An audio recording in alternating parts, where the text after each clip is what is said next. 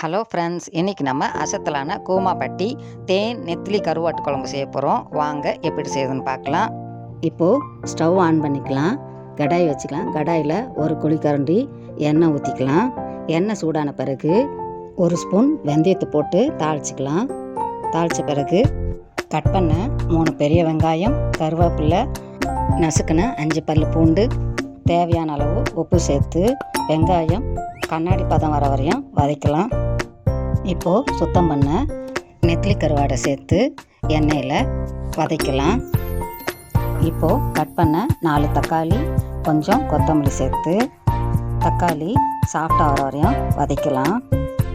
இப்போது கட் பண்ண 4 கத்திரிக்காய், ஒரு முருங்கைக்காய், 2 உருளைக்கிழங்கு சேர்த்து காய் சாஃப்டாக வர வரையும் எண்ணெயில் வதக்கலாம். எண்ணெயில் வதக்கின பிறகு 3 டேபிள் ஸ்பூன் குழம்பு மிளகாய்த்தூள், 1 ஸ்பூன் மஞ்சத்தூள் சேர்த்து வதக்கி விட்டுக்கலாம். ஒரு பெரிய எலுமிச்சளவு புளியை கரைச்சி புளி தண்ணியை சேர்த்துக்கலாம். குழம்பு சுவைக்காக ஒரு துண்டு வெல்லம் சேர்த்துக்கலாம். சேர்த்து காய் வேக வச்சுக்கலாம். இப்போது காய் குழம்பு ரெடி ஆயிடுச்சு. இப்போது அசத்தலான கூமாப்பட்டி தேன் நெத்திலி கருவாட்டு குழம்பு ரெடி ஆயிடுச்சு. மேலே கொத்தமல்லி தூவி சூடாக ஒயிட் ரைஸோடு பரிமாறுங்க. ரொம்ப அட்டகாசமாக இருக்கும்.